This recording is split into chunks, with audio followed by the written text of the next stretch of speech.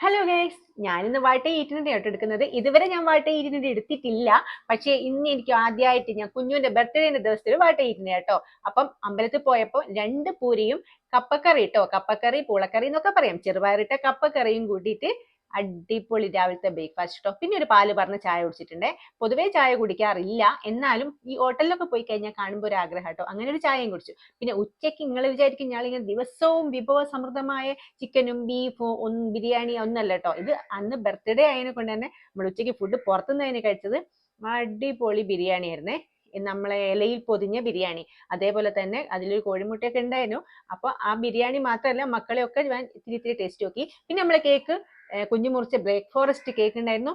ഞാൻ മധുരം ഇപ്പം കുറച്ച് ബേക്കോട്ട് അതിനെ കൊണ്ട് തന്നെ ചെറിയൊരു പീസ എടുത്ത് കഴിച്ചിട്ടുള്ളൂ കേട്ടോ. അല്ലെങ്കിൽ ആദ്യത്തെ ഒരു ഗന്ധ സ്വഭാവം വെച്ചിട്ട് നല്ലോണം കഴിക്കുന്നു. അപ്പൊ ഹെവി ഫുഡ് കഴിച്ചതിനെ കൊണ്ട് തന്നെ രാത്രി ഇന്ന് ഒരു റോബസ്റ്റ് പഴം തിന്ന് ഒതുക്കി. അപ്പം ബൈ.